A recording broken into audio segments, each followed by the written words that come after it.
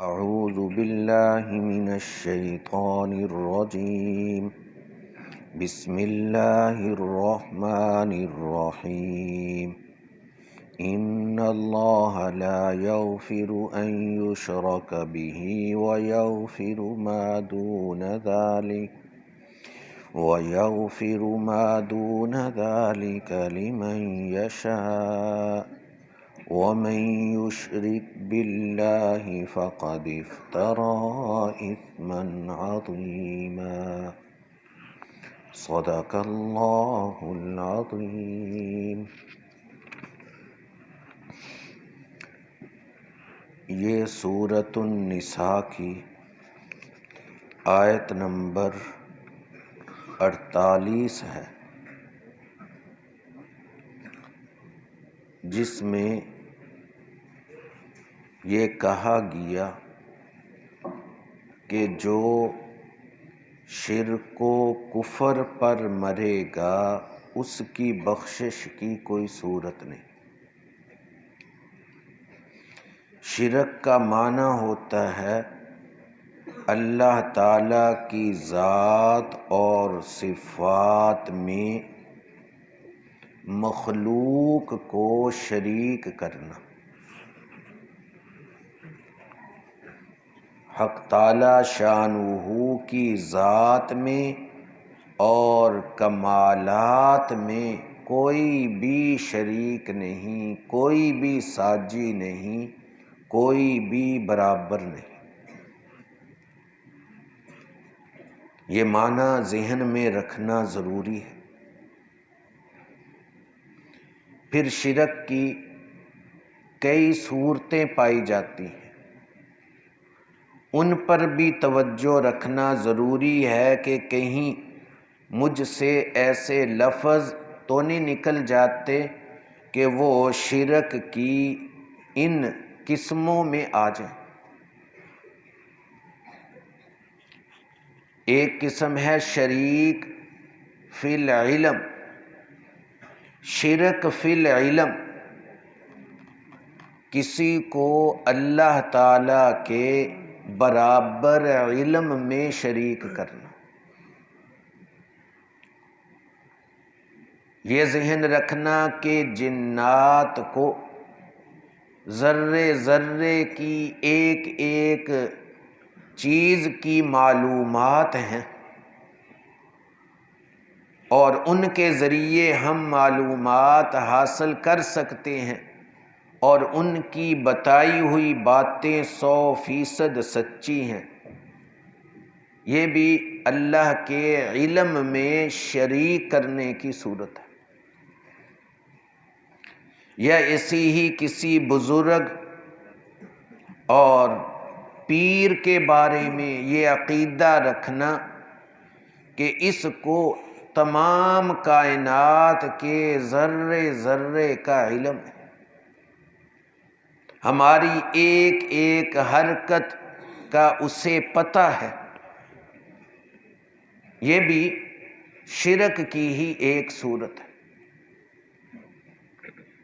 نجومیوں کے پاس اس نظریے سے جانا، ہندو پنڈتوں کے پاس اس نظریے سے جانا، یہ شرک ہی کہلاتے ہیں. ان سے بچنا چاہیے. اور دوسرا ہے شرک فی التصرف. تصرفات یعنی نفع نقصان میں کسی کو اللہ کے برابر سمجھنا، اس کو مختار سمجھنا، یہ شرک فی التصرف ہے. اس سے بھی بچنا چاہیے. اور ایسے واقعات پر توجہ نہیں دینی چاہیے جو بزرگوں کے متعلق منقول ہیں اور اس سے ایسا شرک لازم آتا ہے. شیخ عبد القادر جیلانی رحمۃ اللہ علیہ، ان کے بارے میں ایک بات مشہور ہے کہ ایک بوڑھی عورت گئی کہا کہ میرا بیٹا فوت ہو گیا، اس کو زندہ کر دو۔ انہوں نے روح قبض کرنے والے فرشتے کو بلایا اور کہا کہ اس بوڑھی کے بچے کی روح کو چھوڑ دے۔ اس نے کہا کہ اللہ کا حکم قبض کرنے کا تھا، دوبارہ چھوڑنے کا نہیں تھا، میں نہیں چھوڑتا۔ تو شیخ عبد القادر جیلانی رحمۃ اللہ علیہ غصے میں آ گئے، جلال میں آ گئے، اور وہ روحوں والا تھیلا پکڑا اور پکڑ کر اس کا منہ کھول دیا۔ ساری کی ساری روحیں چڑیا کی طرح پھر پھر اڑ کر اپنے جسموں میں چلی گئی۔ یہ واقعہ، یہ جھوٹ کا واقعہ، جہاں اس میں یہ ان کو نفع نقصان کا ایسا مالک کہا جا رہا ہے، وہیں شیخ کی وہ بے ادبی بھی ہو رہی ہے۔ بھلا شیخ ایسا کر سکتے؟ ایسے ہی شرک کی تیسری قسم ہے شرک فی العبادت،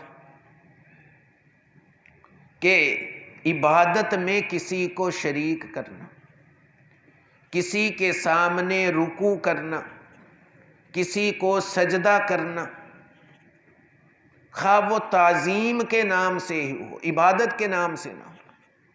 بیت اللہ کا جس طرح طواف کرتے ہیں، کسی قبر کا اس طرح طواف کرنا، یا کسی اور جگہ کا اس طرح طواف کرنا، یہ شرک فی العبادت ہے۔